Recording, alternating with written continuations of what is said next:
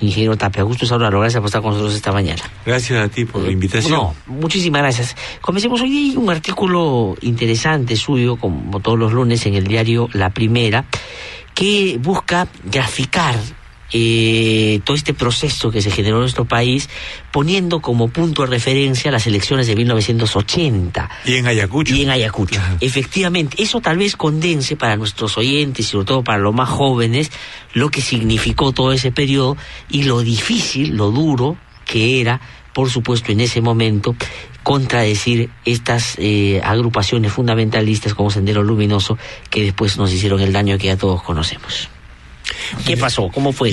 ¿Cuál es el sentido de este planteamiento que usted hace? En realidad, que cada vez que voy a las universidades, hablar sobre el tema del Movadef, ¿no? Y dicho sea de paso, entre paréntesis, este jueves vamos a ir a Ciencias Sociales de San Marcos con Carlos Rivera. Ajá. Y con Carlos Reina para ver este problema del Movadef. Está bien, bueno, eso es lo que hay que hacer, claro. Claro. Bueno, yo estoy asistiendo permanentemente a estas universidades. Sucede que los jóvenes no conocen lo sucedido, ya no solamente en los temas propiamente de acciones terroristas, de Sendero Luminoso, sino los contextos políticos. Entonces, creo que es conveniente empezar a escribir, y así pienso hacerlo yo, sobre hechos importantes que marcaron la vida de la política en el país y que tuvieron directa relación con el nacimiento de Sendero Luminoso, su desarrollo, ¿no? Y digo, las elecciones de 1980. Los jóvenes no recuerdan que fue justamente el día de que se iban a realizar las elecciones en que Sendero Luminoso pues inició su lucha armada, ¿no es cierto?, en Chuschi. Exactamente. Pero la izquierda, participábamos en las elecciones. Entonces, en Ayacucho, después derrota la alianza de la izquierda, que era ARI, que en quechua significa así, ¿no es cierto? Ya nos fuimos en diferentes grupos, pues era obvio que no podíamos ganar nada si participábamos como 5 o 6 grupos divididos de la izquierda. Así es. Que es una elección a tomar en cuenta. Pero en abril, en enero, febrero, marzo y abril hicimos la campaña. Carlos Malpica era nuestro candidato a la presidencia y el enfrentamiento pues era muy fuerte contra los senderistas, porque nos decían encallecidos, electoreros, etcétera.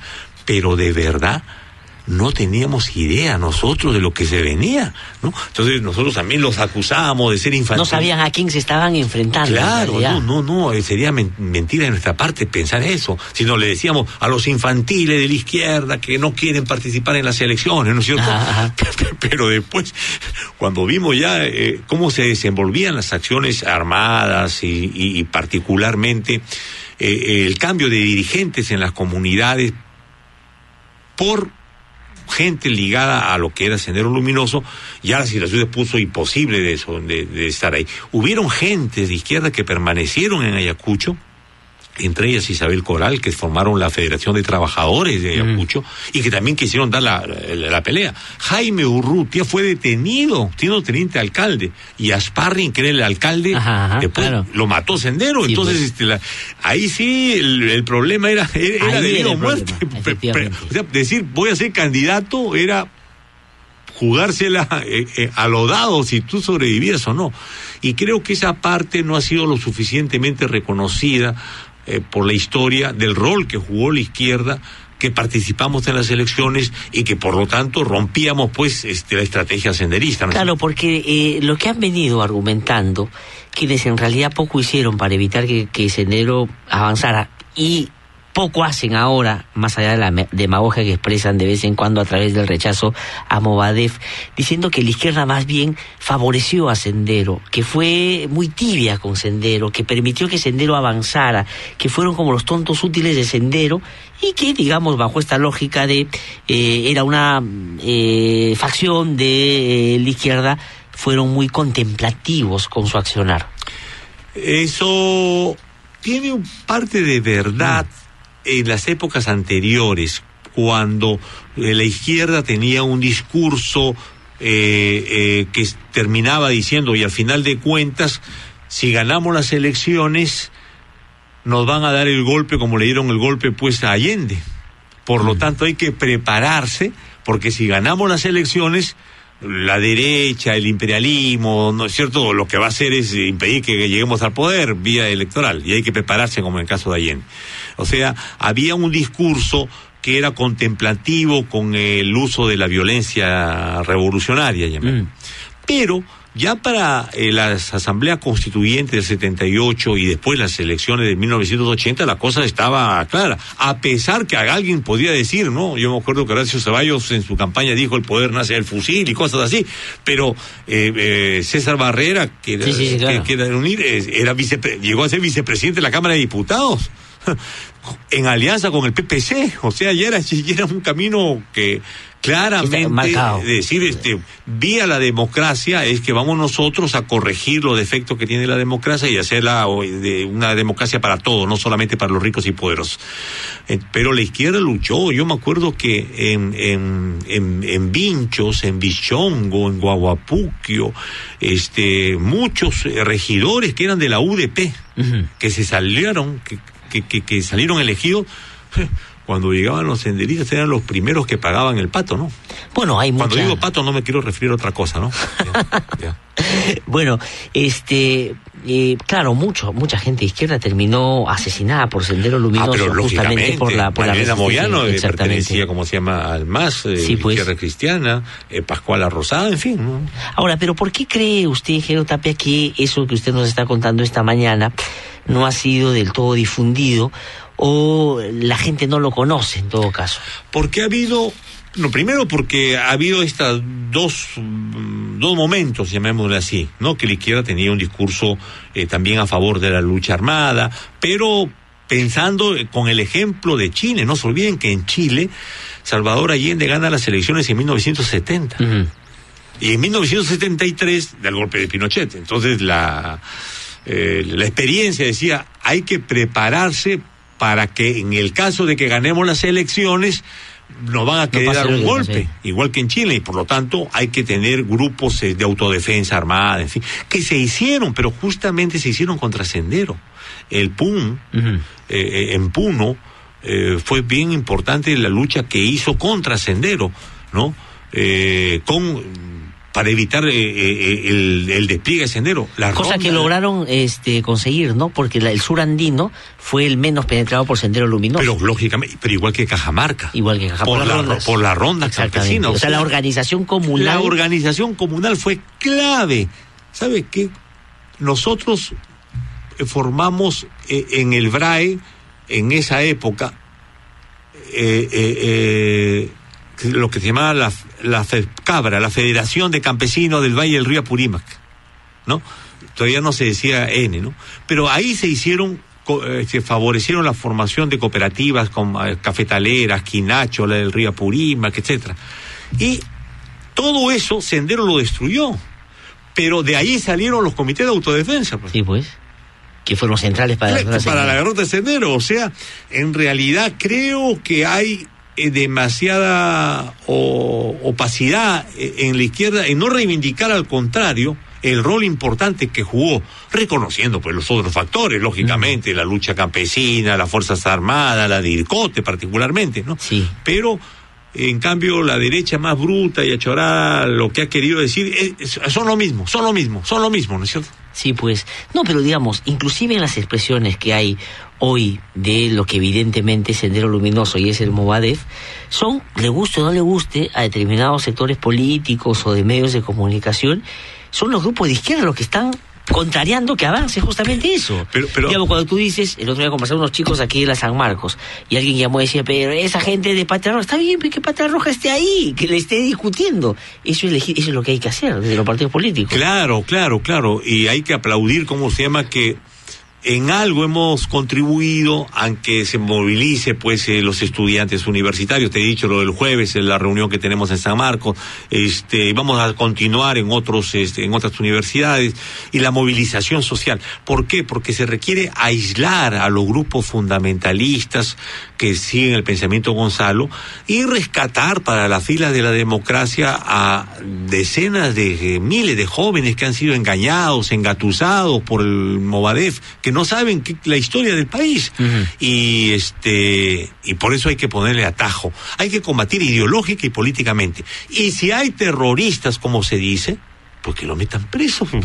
¿Qué cosa? Entonces, para eso está la policía de investigaciones, sí, pues, la DIRCOTE, el ejército. Claro, ahora, por ejemplo, que se habla de que hay vínculos entre Crespo con Artemio y todo este tema, que hay unas grabaciones que se han logrado identificar y que el Ministerio Público sabe. Claro, pero si hay esos nexos, claro, la justicia tiene que actuar como corresponde. Claro, y eso es... tiene que ver con lo siguiente: cuando se produce la división entre los acuerdistas y lo de la línea Proseguir, que después terminan en lo del BRAE, sucedió una cosa bien curiosa, que creo que lo hemos comentado contigo en programas anteriores. La cosa curiosa era lo siguiente, que Artemio en el Guayaga decía: continúo la lucha armada, ¿para qué? Para lograr la solución política a los problemas derivados. Sí. La amnistía. Entonces, algo así que se había apropiado de las tesis que son del Movadef, llamémosle, y decía, y hacemos la guerra para eso, para que nos den la amnistía, ¿no? Así es, no, yo conversé con Artemio una vez aquí, por teléfono, obviamente, y claro, él reivindicaba justamente eso, ¿no? Claro, entonces, si es eso, ¿verdad? Es obvio, pues, que ha habido relaciones. Vaya uno a saber, yo en concreto, si hay alguien que hace terrorismo, tiene que terminar preso. Entonces, y alguien que levanta las armas contra el Estado, en el caso del BRAE, debe combatir el Estado. Ahora, pero, por ejemplo, el Movadef, Crespo, desde su punto de vista y con el conocimiento del tema que usted ¿tienen vínculos con el terrorismo de esa naturaleza? Es decir, no solo en términos de reivindicar a Guzmán como pensamiento guía, sino de acciones concretas, del accionar del Sendero Luminoso, estuvieron coordinando con Artemio. Yo cuando voy a las universidades converso y entonces me doy cuenta quiénes son, pues, simpatizantes del Movadef, ¿no es cierto? Sí, claro, se hace notar además, claro. Entonces yo veo que hay tres sectores. Hay un sector, llamémosle, izquierdizante, que son gentes que están ligados a los comités del Movadef de Ayacucho, Apurímac, Huancavelica y Puno, y que tienen una posición conciliatoria, llamémosle así, con los hermanos Quispe Palomino del BRAE. ¿Ya?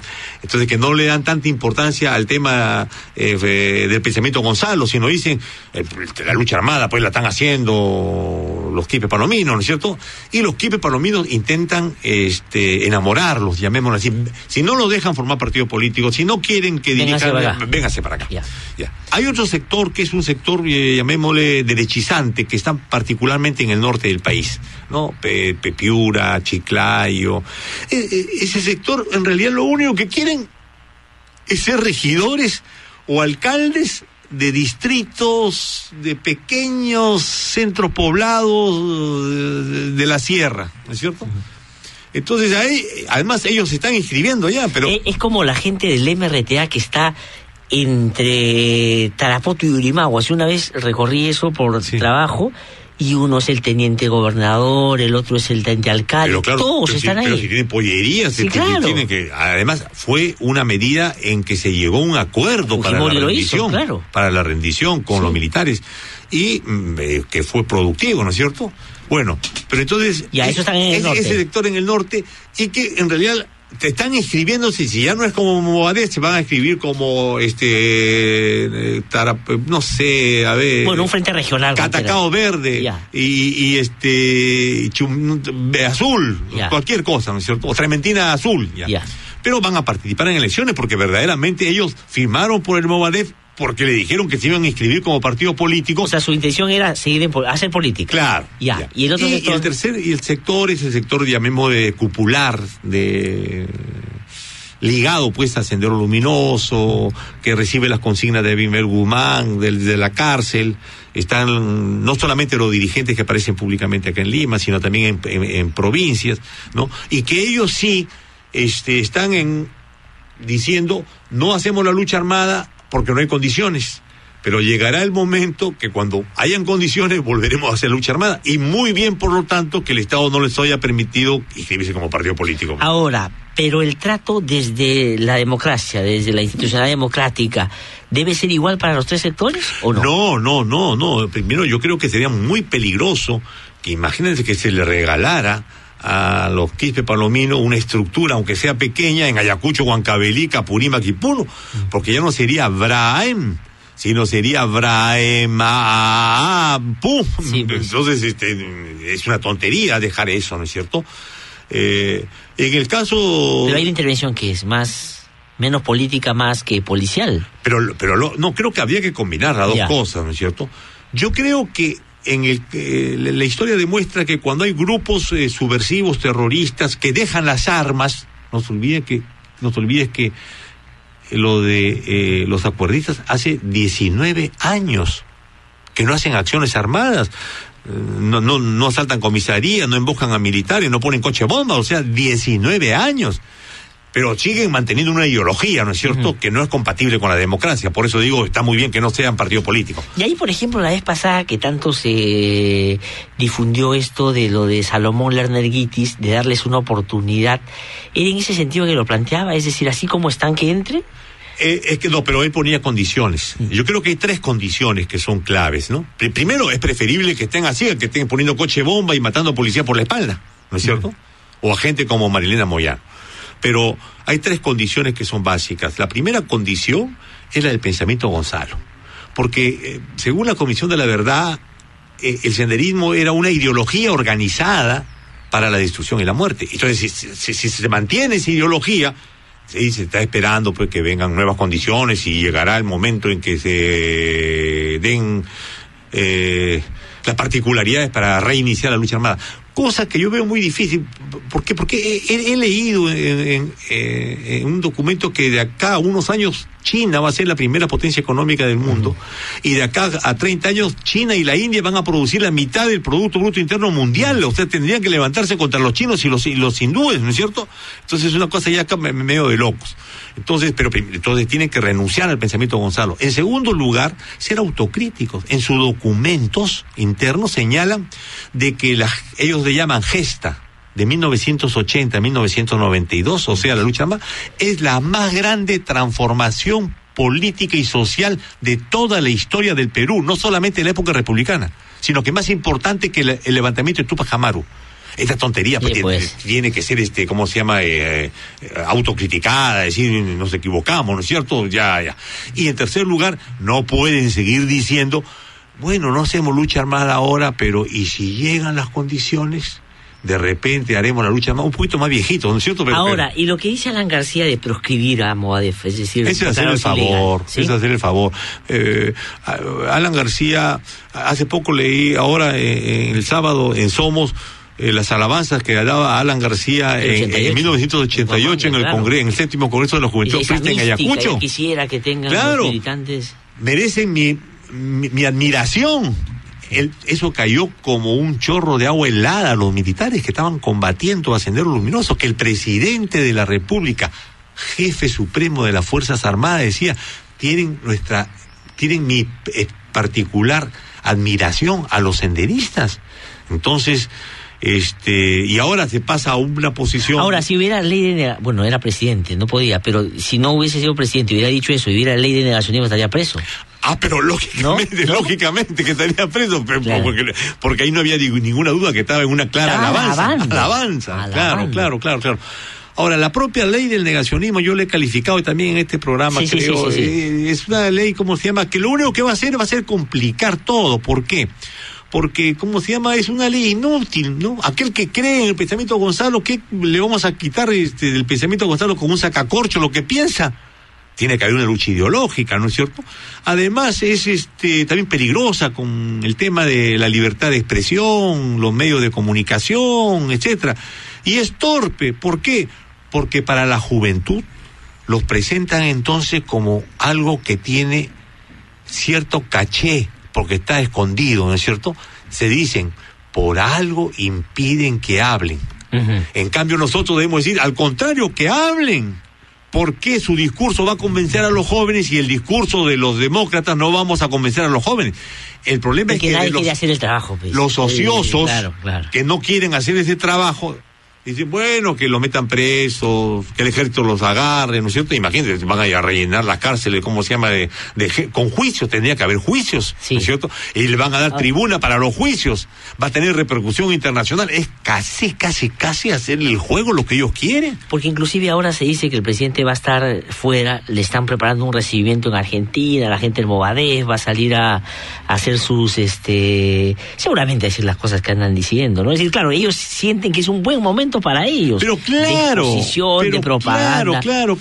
Y se aprovechan de la falta de conocimiento en los países, en otros países donde tienen ellos sus pequeños grupos, de que consideran, son militantes, guerrilleros que han hecho la lucha armada y ahora quieren incorporarse a la vida política y no lo dejan. Claro. Y los quieren perseguir por sus ideas. Sea, Pepe Mujica, la misma de Dilma, ¿no? La presidenta de Brasil, claro. Entonces, repito, yo creo que habría que repensar la estrategia para tener una estrategia que combine las dos cosas, ¿no? En los sitios donde están haciendo lucha armada, el ejército debe combatirlo, pues, ¿no? En el BRAE. Sí. Y en los otros lados, si verdaderamente hacen acciones terroristas, que los metan presos. Pero los partidos políticos y la sociedad civil tienen una tarea y una responsabilidad con la lealtad a la democracia, que no se puede pasar por alto, ¿no? Exactamente. Ingeniero Tapia, permítame cambiar para preguntarle sobre otros temas también. Ayer el presidente de la República, en un evento que hubo en la mañana, donde se lanzó una campaña a favor de la lucha contra la impunidad en actos de violencia contra las mujeres, hizo referencia expresa al tema de las esterilizaciones forzadas. Y dijo, fue una de las formas más salvajes en contra de la mujer. 2 días antes se ha conocido de que la Fiscalía ha reabierto el caso de las esterilizaciones forzadas. ¿Qué significa eso en términos de mensajes políticos? Porque el presidente anda de vez en cuando dando esos mensajes con el fujimorismo, pero por otro lado se habla de una alianza y de un trato amigable de cara al indulto de Fujimori. Pareciera que se hubieran copiado la táctica de la escopeta de 2 cañones, ¿no es cierto? Pero yo, que busco ser analista político, yo creo que el indulto de Fujimori no va, en términos políticos. Uh-huh. ¿Por qué? Imagínate que se diera el indulto. ¿Cómo respondería la bancada del Partido Nacionalista? Se parte, ¿no? No sé, pero toda la campaña ha sido hecha contra el fujimorismo, y entonces ya el indulto, eso sería ya demasiado grave, ¿no? Entonces no favorecería el nacionalismo. Y en el caso del fujimorismo, la salida de Alberto Fujimori va a generar generaría un desorden al interior de los círculos de hierro que se han hecho detrás de Keiko. Aparecería Rafo, Kenji lucharía contra Keiko. O sea, yo creo que políticamente los dos lados pierden, ¿no? Además que la democracia sería la mayor perjudicada, claro, ¿no? Ahora, en este país cualquier cosa puede suceder también, ¿no? O sea, uno... No. Claro, ¿y usted cree que si es que Alberto Fujimori es indultado, en términos políticos, de cara a lo que el Fujimorismo quería hacer, por ejemplo, en 2014 y 2016, Keiko iría a la banca? No, o sea, es decir, Fujimori sale y dice, bueno, llegó el titular y por lo tanto yo hago los emprendimientos políticos, yo manejo la cosa, yo soy el que debería seguir liderando este movimiento. Habría que ser medio brujo para predecir lo que va a suceder, porque de repente la negociación podría ser, sale del país, en fin. Pero de lo que uno aprecia, el ingeniero Alberto Fujimori hace política. Sí, claro. Y quiere seguir haciendo política. Y creo que parte de los males que tiene es porque no hace política, ¿no es cierto? O sea, la depresión, el aislamiento, en fin. No es tanto por una enfermedad terminal y cosas parecidas. Entonces, yo sí creo que estando en el Japón, yo me acuerdo que había un programa de radio acá, claro, en el Perú, con Rafo, ¿no? Y él hablaba y daba directivas, en fin. Entonces creo que él se considera como un predestinado para la vida política del país. Y ojo, Levinsky, el politicólogo que trabaja en la Universidad Católica, sí, ha escrito ayer un interesantísimo artículo, ¿no? Dice, las 2 posibilidades para construir partidos políticos de verdad en el Perú, conforme pase el tiempo, son el fujimorismo y el Movadef. Uh-huh. porque mantienen identidades claras. Claro. Y lo peor que puede suceder para construir una organización política, no solamente un caudillo, ¿no? Tiene que tener consecuencia con lo que tú prometes, dices, ¿no? Hay que tomar en cuenta eso es riesgoso, y también para la propia izquierda, ¿no? Sí, que sí, sin claro. un perfil claro, puedes diluirte y ser acompañante, dama de compañía de otras candidaturas, ¿no? Sí, pues. Ahora, pero en el caso de el indulto a Fujimori y los vínculos con lo que la semana pasada se discutió mucho, aquí estuvo comenzando la semana del presidente del Jurado Nacional de Elecciones, y aquí es donde dijo que Nadine Heredia no tenía el impedimento de la Constitución, por lo tanto, una ley de menor rango no podía impedírselo, y de ahí ha salido toda la discusión posterior. Y hoy día Carlín, en su caricatura, que él es muy puntual en esos temas, tiene a Keiko Fujimori haciendo el baile de los 7 velos con la cabeza de Diez-Cancé con un plato y diciéndole a Ollanta y a Nadine: esta cabeza fue solo un adelanto, el pase a la candidatura de Nadine Heredia lo daremos a cambio del indulto. Y Nadine y Ollanta están mirando hacia otro lado y dice: baila nomás que ya el TC y el jurado nos van a dar el pase. O sea, ya no te necesito para los votos con Nadine porque ya tenemos habilitado el camino. Eso puede ser o escopete dos cañones, yo hago que como que no te necesito pero le doy el indulto, o es decirle ya el indulto no va de ninguna manera. ¿Cómo lo interpreta usted?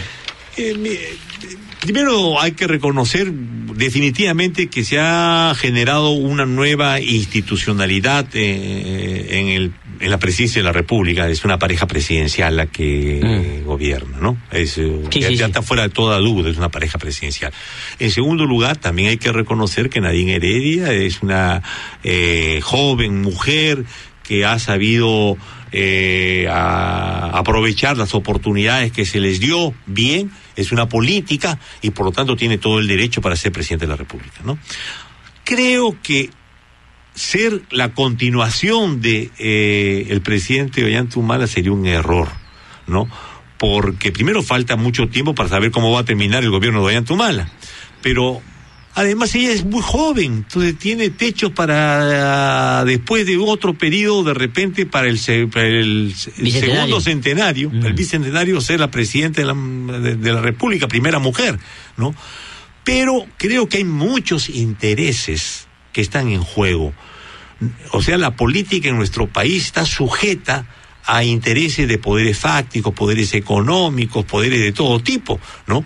Entonces, de repente esos intereses que no quieren perder la actual línea de gobierno que se está impulsando en términos económicos, le dicen: tú tienes que ser, ¿para qué? Para que se continúe con esto, se continúe con la línea de la minería. O sea que estos sectores podrían estar alentando la candidatura, pero ¿no les iría bien con Keiko, no les iría bien con Alan García, no les iría bien con ellos? Yo creo que... ¿Qué les da a este gobierno que no les podrían dar ellos tranquilamente? Si tú ves la historia, generalmente los gobiernos que aparecen claramente como derechistas resuelven los problemas que la izquierda no puede resolver. En el caso de Santos, en Colombia. Y los gobiernos que aparecen como izquierdistas resuelven los problemas que los derechistas no pueden resolver. Eso pareciera ser casi una ley en América Latina.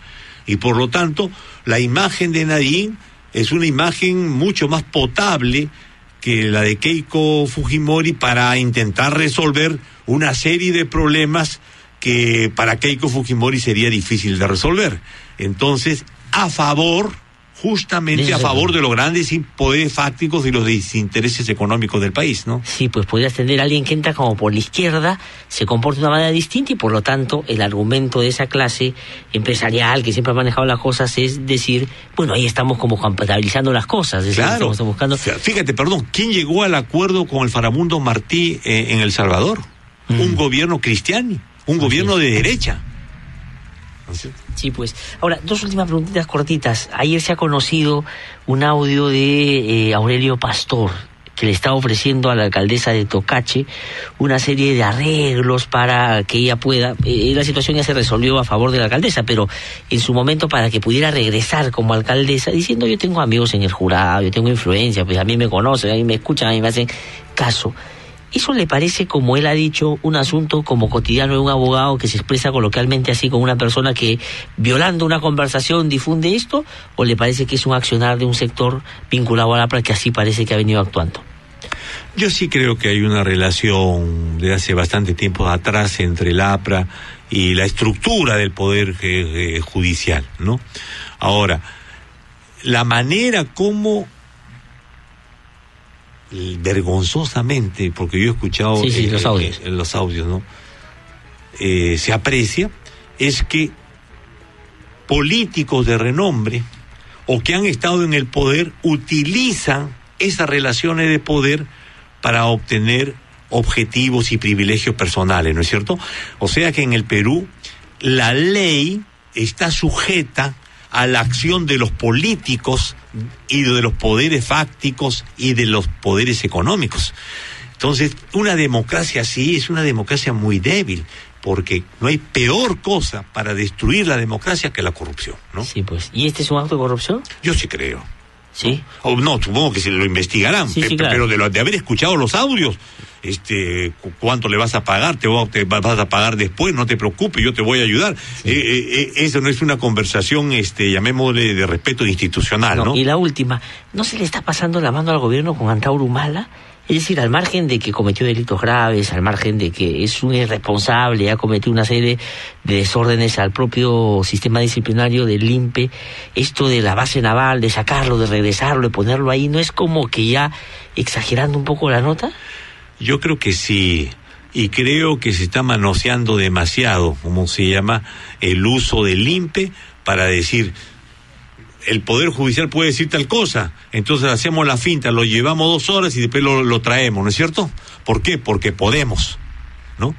Pero eso no es una decisión propia solamente del presidente del INPE o del vicepresidente del INPE, dicho sea de paso, de la vergonzosa situación que hemos visto, como si era una fiesta con 2 orquestas al interior de la cárcel, ¿no? Sino que son problemas sobre los cuales es difícil de pronunciarse porque tienen que tocarse temas familiares, ¿no? Que creo que no merece Antauro Humala el tipo de tratamiento que está teniendo, ¿no? Sí merece, ¿cómo se llama?, la sanción, sí, claro, y la ley, ¿no es cierto? Por supuesto. Pero debe respetarse la ley entonces en todos los ámbitos. La familiaridad de una persona con el presidente de la República o cualquier otro funcionario no tiene que favorecerlo, pero tampoco perjudicarlo. Claro. O sea, digamos, es la regla, porque si no, igual es un acto de discriminación para uno o el otro lado, ¿no? Ahí termino con esto. Imagínate que no fuera el presidente de la República, Ollanta Humala, y hubiera sido, supongamos, qué sé yo, Lourdes Flores. ¿Esa misma actitud se hubiera tenido con Antauro Humala? No. Sí, pues. Entonces, ahí te demuestro de que la política, lamentablemente, en el Perú tiene una serie de aspectos afectivos, de hechos fácticos que impiden que se consolide la democracia en el Perú y tengamos una democracia para los poderosos, los ricos, y no una democracia para los pobres y excluidos, ¿no? Ingeniero Carlos Tapia, muchísimas gracias por haber conversado con nosotros. Como gracias, siempre, muy amable, ¿ya? Gracias a usted.